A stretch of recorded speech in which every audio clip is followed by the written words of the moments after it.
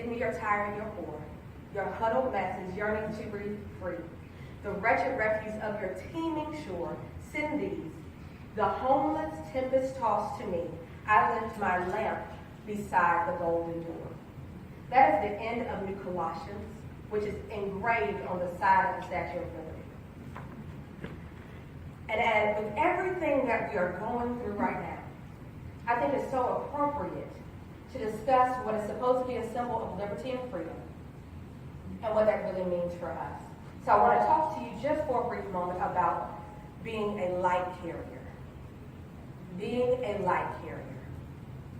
The Statue of Liberty is supposed to be a symbol to all those who will come here to America that if you're tired, if you're poor, if you're yearning to breathe free, if you've been through some things and you need hope, you can come here. For some people, that's not so true anymore. They've been through some things that have not proven that surely this is the place where they can be and be free.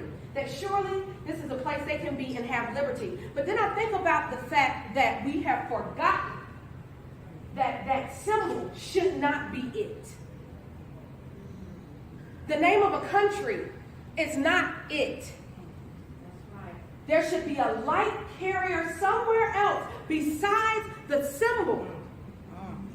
Are you a light carrier? The poem doesn't just speak to the Statue of Liberty. The poem speaks to us all.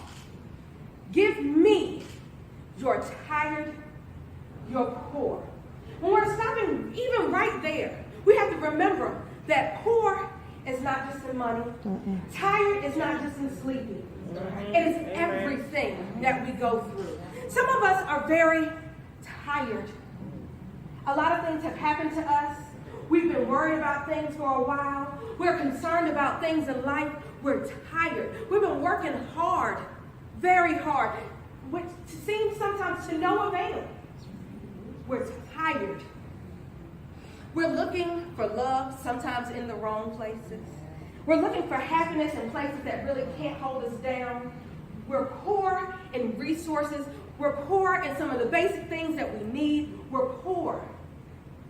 But if the light carrier will say, give me your tired, your poor. Imagine what could happen if each light carrier took one. Your huddled masses yearning to breathe free. A huddled mass is a very, very large group of people. In a sense, it could be a village. Is your village yearning to breathe free? Freedom is not just in democracy. Freedom is in every piece of our life. Every moment. Everybody wants to be free. And sometimes you just want to be free of something. When we talk about being refined, some of those things are your freedom points, but it hurts to get to that freedom. But you're yearning. You want that thing off of you. You're yearning to breathe free. But if the light carrier would help guide you to the place where you need it to be, if the light carrier would hold the flame next to you and help you burn that stuff off and hold you when it hurts, could you not get to that freedom just a little bit quicker?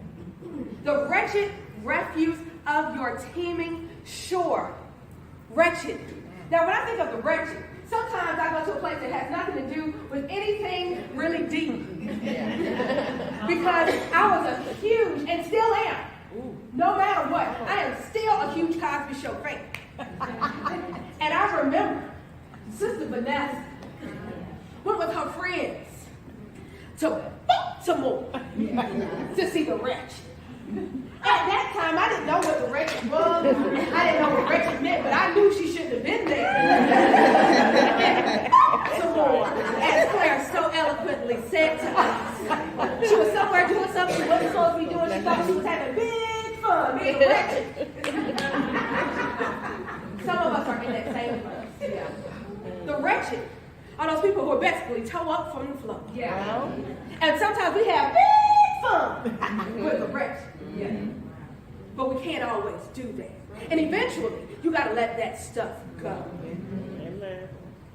The teeming shore, that shore has been tore up. So not only are the people tore up, the shore is tore up.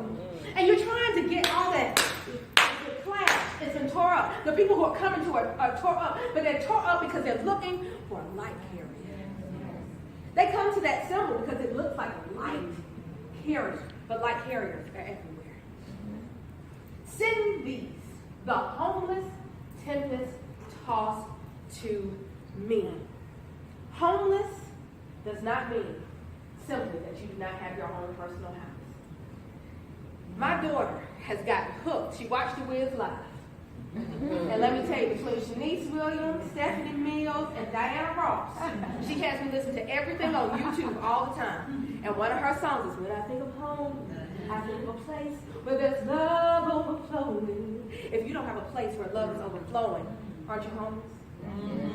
That's good. That's good. Sometimes we can have every bit of physical everything, and we have absolutely no home. They say home is where the heart is, but the question is, where's your heart? Some of us can't find our heart sometimes because it's so weighed down with so many things that need to be removed from us. But some of those things we deliberately hold on to because we don't trust. We don't have enough faith that if we let them go, there's something better behind. The tempest tossed, those are those people, once again, that have been battered, they've been bruised. And if you look at the definition, it says violently.